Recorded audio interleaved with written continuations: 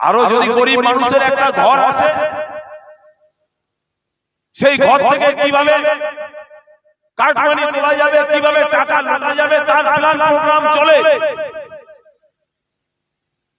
আমরা দেখেছি বিভিন্ন জায়গা থেকে আমাদের কাছে ফোনে খবর আসছে, এই আমার আপনার পাড়ার যে সমাধান নামক পঞ্চায়েতি সিস্টেম, এই সিস্টেমটাকে বন্ধ করে দিয়ে কাটমানি নেওয়ার লাইনটা যাতে আরো সুন্দর হয়, সেজন্য আমার পাড়া যে সমাধান, আমার পাড়া আমার সমাধান নামে যে প্রকল্প করেছে, সেই প্রকল্পের মাধ্যমে নাকি 13,000 14,000 পার লাখে টাকা তুলছে।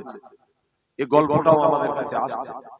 আমরা যেদিনের প্রমাণটা পাবো সেদিন এটা নিয়ে আপনাদের সামনে আরো বিস্তারিত তুলে ধরব। আমরা বলতে চাই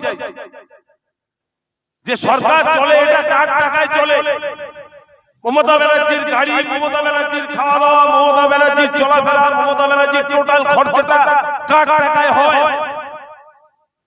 শুধু মমতা ব্যানার্জির নয়, আপনার গ্রামের প্রধান সাহেব, আপনার এলাকার মেম্বার সাহেব, আপনার এলাকার থানার পুলিশ প্রশাসন, আপনার এলাকার বিডিও অফিসে যারা চাকরি করে, আপনার এলাকার পঞ্চায়েত অফিসে যারা চাকরি করে, এদের মাইনেটা কাদের টাকায় হয়?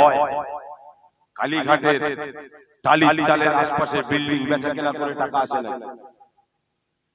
এটা তো গরিব অসহায় মানুষের যেমন টাকা, আপনার এখানকার যে মানুষটা ভাটায় কাজ করে তার টাকা, আপনার এলাকার যে মানুষটা কৃষি কাজের সঙ্গে যুক্ত তার টাকা, আপনার এলাকার যে মানুষটা ফল ব্যবসা করে তার টাকা, আপনার এলাকার যে মানুষটা ভিক্ষা করে তারও টাকা। এই ট্যাক্সের টাকা থেকে গভর্নমেন্টটা চলে। অতএব আপনার আমারও অধিকার আছে এই গভর্নমেন্টকে জিজ্ঞাসা করা, কোশ্চেন করা, কথা বলা। আপনার আমারও অধিকার আছে।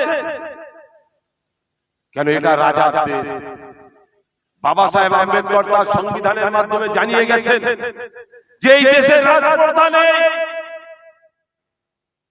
এই দেশ রাজপ্রথা শেষ।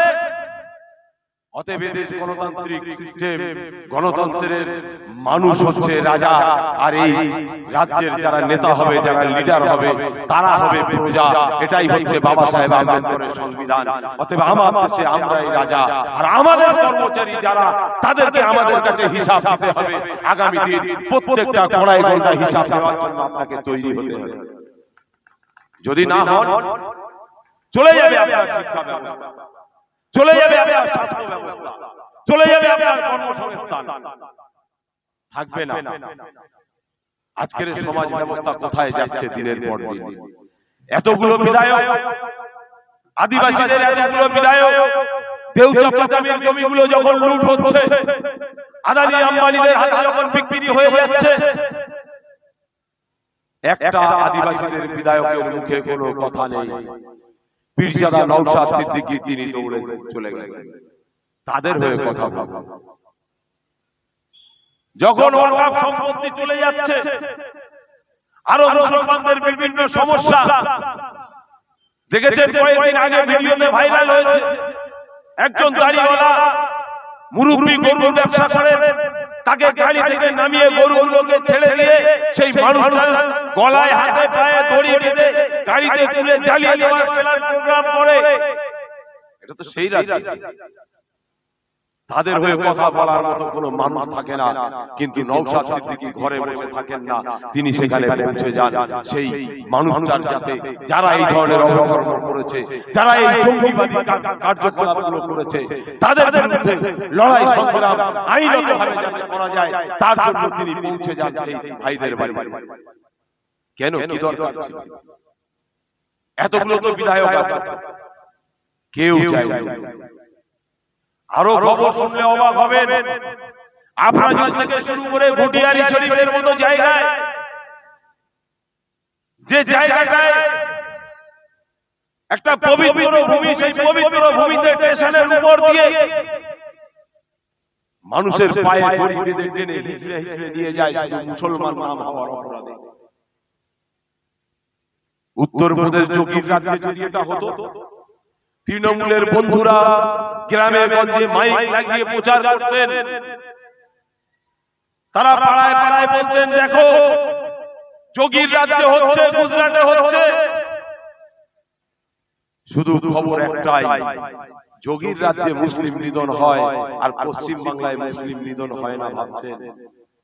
থানার মধ্যে আরএসএস ঢুকে গেছে, থানার মধ্যে আরএসএস এর গুন্ডা বাহিনী পুলিশ সেজে বসে আছে, থানার মধ্যে মুসলমান ভাইকে মুসলমান যুবককে পিটিয়ে মেরে দিচ্ছে। এই পশ্চিম বাংলায় কটা বিধায়ক কথা বলছে? তাই বলবো বন্ধু, আপনাকে আগামী দিন বিচার বিশ্লেষণটা করতে হবে, সঠিকভাবে করতে হবে, তারপরেই আপনার ভোট দানের জায়গায় যেতে হবে। এই বাংলায় এতগুলো বিধায়ক আছে, আজও পর্যন্ত বাংলার বিধায়করা তামান্নার বাড়িতে যেয়ে বলে আসতে পারেননি তামান্নার মায়ের হাতটা ধরে, মা এক বেলা রোজা রাখুন, কিন্তু নিজেদের সন্তানদের পড়ানোর ব্যবস্থা করুন। এই আওয়াজ তামান্নার বাড়িতে যে আজও পর্যন্ত কোনো বিধায়ক বলতে পারেননি। আরো মুসলিম বিধায়কগুলো টাকার সওদা করতে গেছে, টাকার রফা করতে গেছে। ভাবুন, এই রাজ্যে এত শিক্ষিত সমাজ, কম্পিউটার যুগ, কিন্তু এখনো রাজনৈতিক দলগুলো নিজেদের মধ্যে মারামারি করে, কাটাকাটি করে। তৃণমূল আইএসএফ কে মারছে, আইএসএফ তৃণমূলকে মারছে, তৃণমূলের বিরুদ্ধে কেউ ভোটে দাঁড়াবার উপায় নেই, তার বাড়ি ছাড়া হতে হচ্ছে। কি গণতন্ত্র? কোন রাজ্যে আমরা বসবাস করছি? পীরজাদা নওশাদ সিদ্দিকী বলছেন, না, এটা চলা যাবে না, এটা হতে দেওয়া যাবে না। এই বাংলায় রাজনীতির নামে ভণ্ডামি করা চলবে না। যারা রাজনীতির ব্যবসায়ী, যারা নিজেদের পেটের স্বার্থে, নিজেদের পকেটের স্বার্থে, নিজেদের আত্মীয় স্বজনকে চাকরি পাইয়ে দেওয়ার স্বার্থে, নিজেদের স্বজন পোষণ করানোর জন্য যারা রাজনীতির ময়দানে আসবে, তাদেরকে চিহ্নিতকরণ করতে হবে। পীরজাদা নওশাদ সিদ্দিকী সাহেব বলছেন, শুভেন্দু অধিকারী, নওশাদ সিদ্দিকী, শুভেন্দু অধিকারী, অভিষেক ব্যানার্জি যেদিন হাতাহাতি করবে, মারামারি করবে, সেদিন তোমরা মারামারি করো। আজও পর্যন্ত পশ্চিম বাংলার এতগুলো বিধায়ক কারোর মুখ থেকে এই আওয়াজ শুনেছেন? কারোর মুখ থেকে এই কথা শুনেছেন? তিনি বলছেন, এক দোকানে বসে চা খাও, তুমি সিপিএম, তুমি তৃণমূল, তুমি কংগ্রেস, তুমি আইএসএফ, তুমি ফরওয়ার্ড ব্লক, তুমি আরএসপি, যে যার চিন্তাধারা নিয়ে থাকো, তারা এসিতে বসে চা খায় আর তুমি নন এসিতে বসে চা খাও। এই আওয়াজ একমাত্র ভাঙড় বিধানসভার বিধায়ক পীরজাদা নওশাদ সিদ্দিকী সাহেব ছাড়া এই পশ্চিম বাংলার আর কোন বিধায়কের বাপের ক্ষমতা নেই এই কথা বলতে। নেই। সামান্য হুমায়ুন কবির আইপিএস, তিনি শুধু একটা কথা বলেছিলেন, দিদিমণি, সামনে পবিত্র ঈদ, ঈদের সময় রমজান মাস, মুসলমান মা বোনদের প্রচুর খরচ হয়, 500 টাকা করে লক্ষ্মীর ভান্ডার বাড়িয়ে দিলে হয় না। সেদিন এই দিদিমণি ওই হুমায়ুন কবিরের সিকিউরিটি গার্ড তুলে নিল। সেদিন ওই হুমায়ুন কবিরের গাড়ির তেল খরচা বন্ধ হয়ে গেল। কোথায় আছেন আপনারা? আর এক হুমায়ুন কবির, যিনি বাবরি মসজিদকে নিয়ে কেন্দ্র করে, যেটা সারা পশ্চিম বাংলার মানুষের মুখে চর্চার জায়গা তৈরি হয়ে গেছে, সেই হুমায়ুন কবির শুধু একটা মসজিদকে কেন্দ্র করে, শুধু মসজিদকে বানানোর জন্য সেই হুমায়ুন কবিরকে দল ত্যাগ করে দেওয়ার নিদান দিয়ে দিলেন, তাকে সাসপেন্ড করে। কেন? হুমায়ুন কবির যখন বলেছিল হিন্দু ভাইদেরকে কেটে গঙ্গায় ভাসিয়ে দেব, সেদিন দিদিমণির মনে ছিল না, মাথায় ছিল না। হুমায়ুন কবির যে সময় অসাম্প্রদায়িক কথাবার্তা বলেছিল, সেদিন দিদিমণির কাজ কি ছিল সেটা দিদিমণি ভুলে গিয়েছিলেন। কিন্তু এই দিদিমণি কিসের রাজনীতি করছেন এটা আপনাকে ভাবতে হবে। দীঘায় জগন্নাথ মন্দির হোক, সারা পশ্চিম বাংলায় প্রতিটা গ্রামে গ্রামে মন্দির হোক, এটা আমরাও চাই। সারা গ্রামের প্রতিটা জায়গায় মন্দির তৈরি হোক, পশ্চিম বাংলার প্রত্যেকটা মানুষ যে যার ধর্ম মোতাবেক চলুক, এটা আমরাও চাই। কিন্তু এই পশ্চিম বাংলায় দাড়িওয়ালা, টুপিওয়ালা, মোল্লা, মৌলবী সে তার ধর্ম পালন করবে আর তার জায়গাটাকে তুমি সরকার নিয়ে নেবে, এটা কোনো মতে মেনে নেওয়া যাবে না, এটা আগামী দিন হতে দেওয়া যাবে না। এটাও থাকতে হবে। জগন্নাথ মন্দির হলো কত বড় অপদার্থ! রাজকোষের টাকা অর্থ দিয়ে, আপনার আমার ট্যাক্সের টাকা দিয়ে মন্দির তৈরি হলো। সারা বাংলার রাজনৈতিক মহল চুপ মেরে খালি দেখছে, কারোর মুখে একটা কথা নেই, মুখে কুলু বেঁধে বসে আছে। কিন্তু পীরজাদা নওশাদ সিদ্দিকী সেদিনও প্রতিবাদ করেছে, সেদিনও কথা বলেছে যে এটা হতে দেওয়া যাবে না, এটাকে বন্ধ করুন। তার জন্য যতদূর বিধানসভার মধ্যে আওয়াজ তোলার তিনি আওয়াজ তুলেছেন। কিন্তু তারপরে পরে আবার কি দেখলাম আমরা? দীঘায় মন্দির হয়ে গেল, মন্দির উদ্বোধন হয়ে গেল, সব কমপ্লিট। সেই মন্দিরের প্রসাদ আমার আপনার এলাকায় সরকারি ডিলারদের দিয়ে বাড়ি বাড়ি পৌঁছানোর ব্যবস্থা করলো বিজেপি। তো বলছে আমরা হিন্দুত্ব কায়েম করব, বিজেপি তো বলছে আমি মুসলমানের শত্রু, আমি মুসলমানের কাজ করব না। আর মুসলমানরাও জানে আমরা বিজেপি জীবনেও করব না, বিজেপিকে কোনোদিন আমরা ভোট দিয়ে বাংলার মস্তদে বসাবো না। কেন কোনো ইমানদার মুসলমান সে বিজেপি করতে পারে না? যে দেশ বিরোধী, যে দেশের সংবিধান বিরোধী, তাকে ভোট দেবে? এটা হতে পারে না। এটা দিদি জানে, তাই তো দিদি বলেছিলেন যে এই বিজেপিকে সামনের সারিতে এনে লড়াই করব, বুঝতে পারবে মজাটা। সেই দিনটা কিন্তু আপনার এসে গেছে। আজকের বিজেপি কিভাবে এই রাজ্যে এতগুলো সিট পেল? আজকের বিজেপি কিভাবে এই রাজ্যে এতগুলো জায়গা চাষ আবাদ করে ফেলল? বামফ্রন্টের আমলে তো দেখিনি, কংগ্রেসের আমলে তো দেখিনি। তাহলে বাম থাকলে, কংগ্রেস থাকলে, আইএসএফ থাকলে, অন্য কোনো রাজনৈতিক দল থাকলে বিজেপি আসতে পারবে না, এটা তার প্রমাণ বিগত দিনে দিয়েছে। দিদিমণিকে দিয়ে আরএসএস সুন্দরভাবে প্ল্যান তৈরি করল। এই আরএসএস বলেছিল যে মমতা ব্যানার্জি হচ্ছে আমাদের দুর্গা, বিজেপি আমার ডাইরেক্ট শত্রু, ওপেন শত্রু। অতএব এই পশ্চিম বাংলার ঘরে ঘরে বিজেপির এজেন্ডাকে বাস্তবায়ন করতে হবে। আরএসএস এর স্কুলগুলো গ্রামে গঞ্জে খুলতে হবে, আরএসএস এর চিন্তাধারা গ্রামে গঞ্জে পৌঁছে দিতে হবে। দিদিমণি বললেন থামো রুকো যারা হামকো শেষ কর রহে। দিদিমণি ঠিক 16 প্রয়োজনে চাচা দাড়িওয়ালা বাংলা মৌলবী তাকে দিয়েও পুজোর পরে যে অনুষ্ঠানগুলো হচ্ছে সেটাও করিয়ে দিচ্ছে। চাচার আর খেয়াল, ভাবুন চাচার আর খেয়াল নেই। কিভাবে বিজয় সম্মেলনগুলো হলো? কারণ একজনের অনুষ্ঠান আর একজনকে দিয়ে করিয়ে নিয়েছে। ভাবুন, ঈমান নামক বস্তু, বিশ্বাস নামক বস্তু আর ভারতবর্ষে থাকবে না, আর পশ্চিম বাংলায় থাকবে না। আপনাকে আমাকে এমন ভাবে বেদরঙ্গ করে দেওয়া হবে, এমন ভাবে পঙ্গু করে দেওয়া হবে, এমন ভাবে আপনাকে আমাকে তৈরি করা হবে, এমন ভাবে মাইন্ড সেটআপ করা হবে, হিন্দু ধর্মের কৃষ্টি কালচার তাহজিব তামাদ্দুন গুলো আপনার মধ্যে ঢুকে যাবে। আপনি বুঝতেই পারবেন, আপনি বলবেন এটা মামুলি কেস। সেই জায়গা দিদিমণি তৈরি করে দিয়েছে।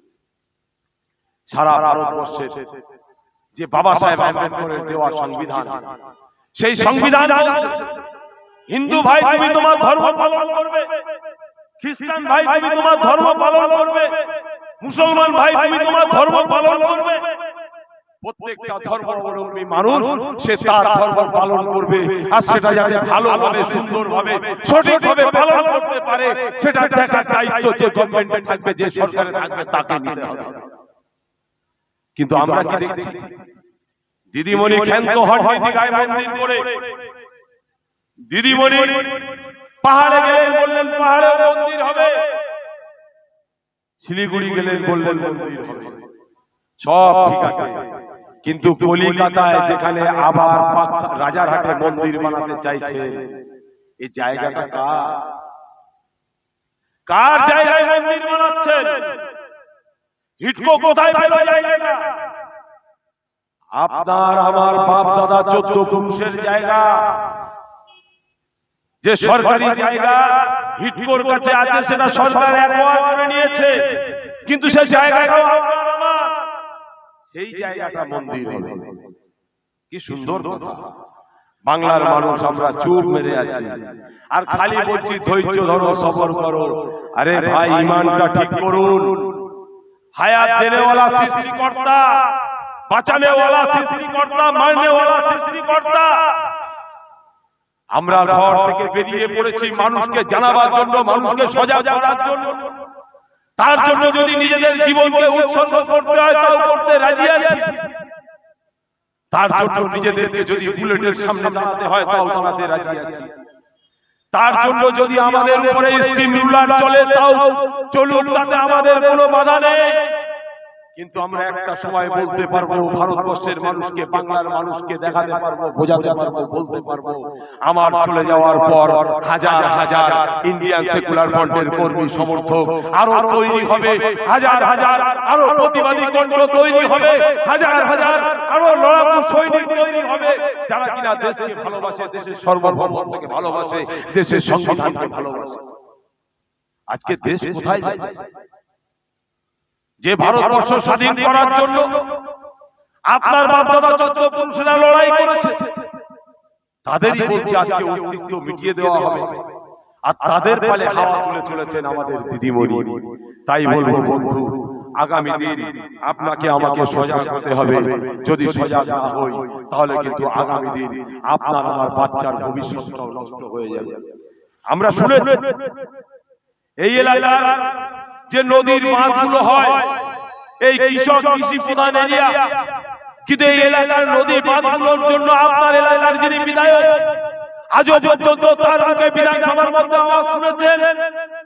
বিধানসভার মধ্যে কোনোদিনের জন্য আপনাদের এলাকার বিধায়ক দিলু সাহেব কিংবা আপনাদের এলাকায় আরো বড় বড় নেতা লিডার আছে আমরা জানি, সেই নেতারা, সেই লিডাররা কোনদিন বলেছেন যে বাঁধগুলো ভেঙে কৃষি কাজের সঙ্গে যারা যুক্ত, যাদের জমিগুলো কৃষকদের ফসলের মধ্যে যে নদীর ওই নোনা পানি ঢুকে যে চাষের ক্ষতি হয়, জমির ক্ষতি হয়, সেগুলো নিয়ে আজও পর্যন্ত বিধানসভার মধ্যে আওয়াজ তুলেছেন?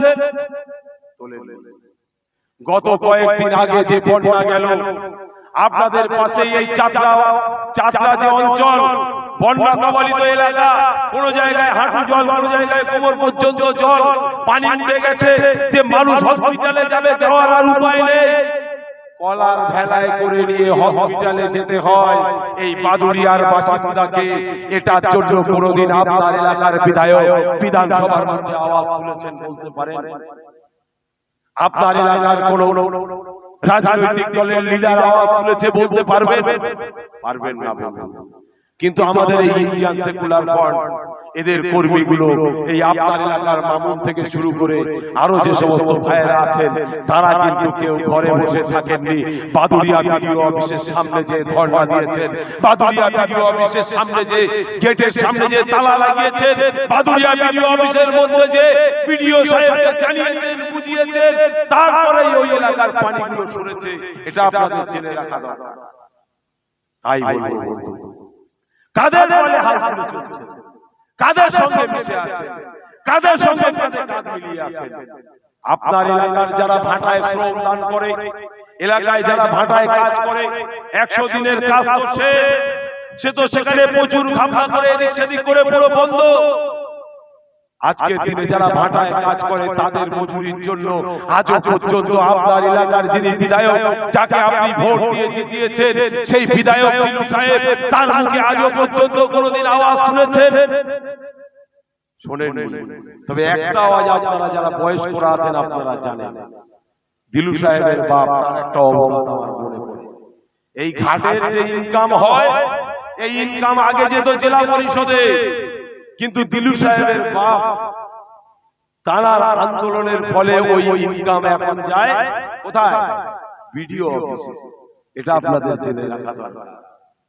তাই বলবো বন্ধু, এলাকার উন্নয়নের স্বার্থে নিজেদেরকে সংঘবদ্ধ হতে হবে, নিজেদেরকে লড়াই সংগ্রাম করতে হবে। যেমন এই বাঁধ ভাঙা থেকে শুরু করে আরো কৃষি কাজ, চাষবাস, আপনাকে একটা ছোট পয়েন্ট বলে যায়, জীবনে কেউ বলবে না। আপনারা জানেন পশ্চিম বাংলার কৃষকদের আজকের এই মান্থলি ইনকাম কত, এটা আপনাদের জানা আছে? গভর্নমেন্ট বলছে আগে ইনকাম ছিল 5,000 টাকা। নওশাদ সিদ্দিকী আন্দোলন করে করে করে করে এখন যে জায়গায় নিয়ে এসেছে, রেশিওটা মেইনটেনেন্স অনেকটা হয়েছে, হয়ে সেই জায়গায় এখন এসেছে 8,000 টাকা। আর আপনার পাশের রাজ্য আসাম, মেঘালয়, ত্রিপুরা, কর্ণাটক, কুচবিহার, কর্ণাটক, তামিলনাড়ু, এরকম বিভিন্ন পাশের রাজ্যগুলো যদি দেখেন, প্রত্যেকটা জায়গায় কেরলের মানুষের পার মান, প্রত্যেকটা কৃষকের 30,000 টাকার উপরে ইনকাম। কেরলের মানুষ যে বালির গাড়ি খালি করে সেও 4 চাকা চালায়, 4 চাকা চড়ে বালির গাড়ি খালি করতে যায়। যে ইট কাটে সেও 4 চাকা চড়ে যায়। কেরল কি ইন্ডিয়ার বাইরে? কেরল যদি পারে আমরা কেন পারবো? রাজস্থান, সেখানকার মানুষের পার মাসে 14,000 না 15,000 টাকা ইনকাম। প্রত্যেকটা রাজ্যের কৃষি ব্যবস্থা একদম ছোট রাজ্য। আপনার পাশে সিকিম 30,000 টাকার বেশি ভাবুন, আর আমার রাজ্যের কৃষকদের পার মাসে ইনকাম কত? তাই আপনাদেরকে বলবো বন্ধু, এই কৃষি নিয়ে পিতানা নওশাদ সিদ্দিকী সাহেব বিধানসভার মধ্যে আওয়াজ তুলেছেন এবং তিনি বারবার বলেছেন যে কৃষকদের উন্নত মানের ফসলের দাম দিতে হবে, ন্যায্য মূল্য দিতে হবে। কি বলেছেন? যে কৃষক যে পয়সা খরচা করে একটা কপি চাষ করতে যেটা খরচ হবে তার 3 গুণ দাম তাকে দিতে হবে। এই আওয়াজ তিনি তুলেছেন। হ্যাঁ, ব্যবস্থা আছে তো আমার রাজ্যের সাংবিধানিক ব্যবস্থা এটা আছে, কিন্তু আমার রাজ্য সরকার এটা করছে না। এটাকে করাতে গেলে আপনাকে আমাকে যে মানুষটার ব্রেনে আছে যেটা করা যাবে সেই মানুষটাকে আপনাকে ক্ষমতায় নিয়ে আসতে হবে, তাহলে সেই মানুষটাকে আপনাকে জেতাতে হবে। এই নওশাদ সিদ্দিকীর মতো মানুষদের হাতকে আরো বেশি সক্ষম করতে হবে। সেটা যদি করতে পারি তাহলে কৃষক যেমন সে তার মূল্যায়ন হবে, কৃষক যেমন তার মূল্যটা বুঝবে, একজন খেটে খাওয়া মেহনতি মানুষ সে তার প্রাপ্যটা পাবে, একজন ছোট বাচ্চা সে তার অধিকারটা বুঝে পাবে। আজকে ভাবুন তো, পরিযায়ী শ্রমিক বাংলায় কথা বলে, এই বাদুড়িয়ার মানুষ আপনাদের পাশেই বর্ডার, 20 কিলোমিটার গেলেই মনে হয় বর্ডার পাওয়া যাবে, 15 কিলোমিটার গেলেই। বাদুড়িয়া থেকে রাত 12টার সময় ফোন যাচ্ছে, ভাই বাদুড়িয়ার মানুষকে বাংলাদেশের বর্ডার পার করে দিয়েছে। কেন? শুধু বাংলায় কথা বলে, কোথায় থাকতো, দিল্লি না বোম্বে কোথায় থাকতো ঠিক মনে নেই। তো সেই মানুষটাকে যখনই ফোন করছে যে নদী ওপারে করে দিয়েছে, কাঁটাতার পার করে, আমরা কি করব? সঙ্গে সঙ্গে মামুন থেকে শুরু করে মিয়ারাজ ভাই থেকে শুরু করে খোঁজ দিয়ে দেখলাম কোথায় বাড়ি, যদুরাটিতে বাড়ি। বাংলায় কথা বলে, তাকে বাংলাদেশি বানিয়ে দেওয়া হলো। এটার পিছনে আপনার কি মনে হয় দিদিমণির কোনো হেলদোল নেই? দিদিমণির কোনো চিন্তা ভাবনা নেই? এটা করার জন্য দিদিমণির কোনো হাত নেই? বাঙালি বিরোধী এবং এই বাংলা, পশ্চিম বাংলার খেটে খাওয়া মেহনতি মানুষ বিরোধী, তার নাম হচ্ছে এই দিদিমণি, যিনি সাম্প্রদায়িক বীজ এবং বিজেপিকে এই রাজ্যে আনার জন্য সমস্ত রকম প্ল্যান প্রোগ্রাম তৈরি করেছে। কেন আমরা জানি না? দিদিমণিকে বিধানসভার মধ্যে পিরজাদা নওশাদ সিদ্দিকী সাহেব বলেছিলেন, আমার রাজ্য থেকে যতগুলো মানুষ আসামে থাকে, ত্রিপুরায় থাকে, বাংলার পশ্চিম বাংলার বাইরে যারাই কাজে যায়, প্রত্যেকটা মানুষকে একটা করে লাইসেন্স, একটা করে সার্টিফিকেট বানিয়ে দেওয়া হোক। কেন? এরা আমার ভাই, এরা বাংলায় কথা বলে, কেউ হিন্দু, কেউ মুসলমান, কেউ দলিত, কেউ আদিবাসী। এলাকায় শ্রম দিতে পারছেন না, কাজ দিতে পারছেন না, অতএব এলাকা থেকে ছেড়ে যখন দিল্লি যায়, বোম্বে যায়, আহমেদাবাদ যায়, গুজরাট যায়, মিরাট যায়, পাঞ্জাব যায়, হরিয়ানা যায়, সেখান থেকে ইনকাম করে যখন আমার রাজ্যে নিয়ে এসে ইট কেনে, বালি কেনে, সিমেন্ট কেনে, অতএব আমার রাজ্যের রেভিনিউ বাড়ে, আমার রাজ্যের ইনকাম বাড়ে, আমার রাজ্যের ট্যাক্সের খাতায় বাড়ে। অতএব তাদেরকে একটা করে অন্তত সার্টিফিকেট দেওয়া হোক। কেন? তামিলনাড়ুতে গেলে তামিলি ভাষা আমার বাংলা ভাষাভাষী ভাইটা বলতে পারবে না, আমার বাংলা ভাষাভাষী ভাইটা হিন্দি বলতে পারবে না, গুজরাটে গেলে গুজরাটি ভাষা বলতে পারবে না, মারাঠি গেলে মারাঠি ভাষা বলতে পারবে না। অতএব তাদেরকে একটা করে ইংরেজিতে সুন্দর করে ভোটার কার্ডের মতো আই কার্ড বানিয়ে দাও, কেন ওখানকার পুলিশকে যেন দেখায় আর পুলিশটা পড়ে যেন বলতে পারে ওইখানে বাদুড়িয়া বিধানসভার মধ্যে বাড়ি, অমুক থানার মধ্যে বাড়ি, অমুক চতুরাটির মধ্যে বাড়ি, অমুক শায়েস্তানগরে বাড়ি, অমুক জায়গায় বাড়ি। এটা যেন সেখানকার পুলিশ দেখে পড়ে ইংরেজিতে লেখা আছে তারা যেন বুঝতে পারে, এই ব্যবস্থাটা করে দাও। এই আওয়াজ পীর জেলা নওশাদ সিদ্দিকী সাহেব তুলেছেন, কিন্তু এই পরিযায়ী শ্রমিকদের জন্য এই দিদিমণির কোনো চিন্তা ভাবনা নেই। আজও পর্যন্ত কোনো আওয়াজ তুলতে পারেননি, আজও পর্যন্ত কোনো কথা বলতে পারেননি। কলিকাতার রাজপথে যখন বিধানসভার মধ্যে বলার পরেও হলো না, পীরজাদা নওশাদ সিদ্দিকী বাংলার জনগণকে আওয়াজ দিলেন, ডাকলেন। তার সঙ্গে সাথী যারা আছে, তার ভাই যারা আছে, তার দলের সদস্য কর্মী সমর্থক, তাদেরকে ডাকলেন, চলো কলিকাতার রাজপথে পরিযায়ী শ্রমিক বাংলা ভাষাভাষী মানুষদের উপরে অত্যাচার হচ্ছে। দিল্লি থেকে লাশ আসছে, বোম্বে থেকে লাশ আসছে, পাঞ্জাব থেকে লাশ আসছে, হরিয়ানা থেকে লাশ আসছে, বিভিন্ন জায়গা থেকে লাশ আসছে। কিসের? শুধু কান্নার আওয়াজ। বাংলা কথা বলে আবার মুসলমান, তাকে কেটে দাও, মেরে দাও। এই আওয়াজ যখন শুরু হয়ে গেল, তখন কলিকাতার রাজপথে আমরাই আন্দোলন করলাম, লড়াই করলাম, এবং দিদিমণির শ্রম দপ্তরের সামনে যে আমরা ধর্নায় বসলাম, দিদিমণিকে বুঝিয়ে দিলাম যে দিদি, যদি পরিযায়ী শ্রমিকদের ব্যবস্থা আপনি না নেন, প্রত্যেকটা থানা থেকে যদি পারমিশন করানোর ব্যবস্থা না করেন, তাহলে এই ধর্ণা মঞ্চ আর আমরা তুলছি না। আপনার শ্রম দপ্তরের সামনে আজকে বসলাম, আর উঠবো না যতক্ষণ আমরা ওই পরিযায়ী বাঙালি শ্রমিকটা ঘরে না ফিরবে শান্তিপূর্ণ ভাবে, ততক্ষণ এই লড়াই, এই সংগ্রাম আমরা চালিয়ে যাব। তারপরে দিদিমণি থানায় থানায় বললেন, যারা বাংলা ভাষাভাষী মানুষ আছে বাইরে, তারা যদি আসে আপনাদের কাছে যায়, আপনাদের সঙ্গে কথা বলে, তাহলে আপনারা থানা থেকে একটা কাগজের ব্যবস্থা করে দিন। এত বড় হারামখোর বাদুড়িয়া থানা থেকে শুরু করে বিভিন্ন থানাগুলো এত বড় বিচার, নিজেদের রক্ত মনে হয় নিজেরা বিক্রি করে খেয়ে ফেলবে। এদের এমন একটা অবস্থা হয়ে গেছে টাকা খেয়ে খেয়ে।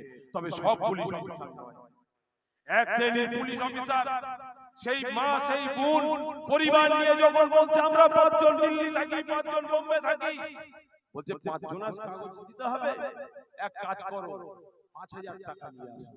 এক কাজ করো, 2500 টাকা নিয়ে আসো। এক কাজ করো, 500 টাকা নিয়ে আসো। যেমন হেড তেমন টাকার অ্যামাউন্ট। এরা কত বড় অপরাধ! এটা তাই আপনাদেরকে বলবো বন্ধু, নিজেদের সন্তানদেরকে শিক্ষা ব্যবস্থার মধ্যে আগিয়ে দিন, নিজেদের সন্তানদেরকে শিক্ষায় বেশি বেশি করে আগিয়ে দিন। খাবেন না এক বেলা না খেলে মরে যাবেন। শিক্ষা ব্যবস্থার পরিবর্তন করতেই হবে, ঘটাতেই হবে। ভোট চাইতে আপনাদের কাছে আমরা আসিনি।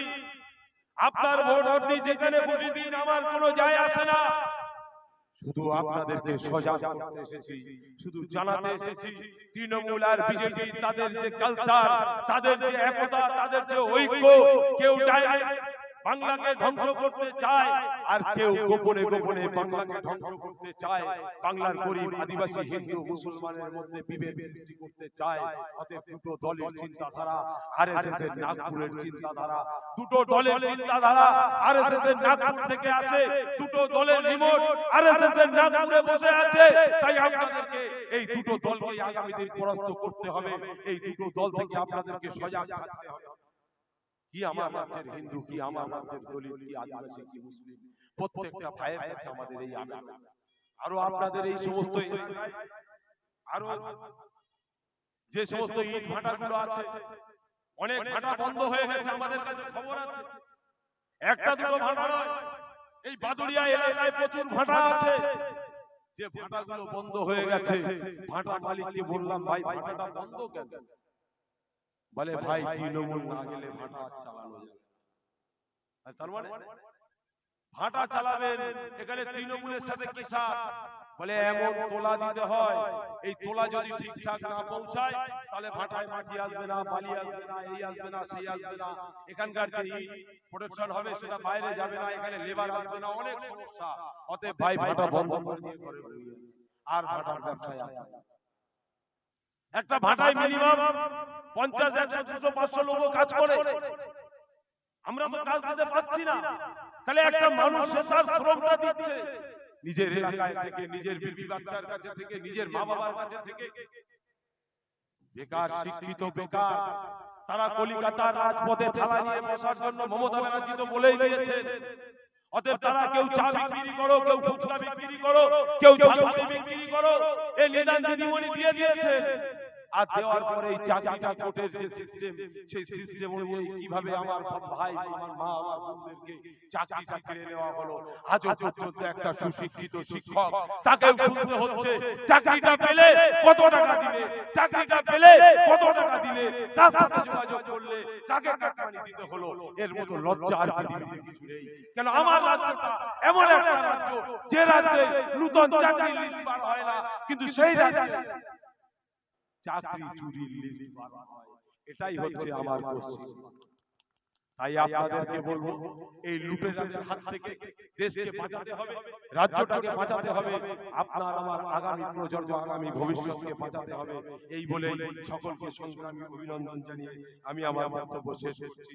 ইনকিলাব জিন্দাবাদ, নওশাদ সিদ্দিকী জিন্দাবাদ।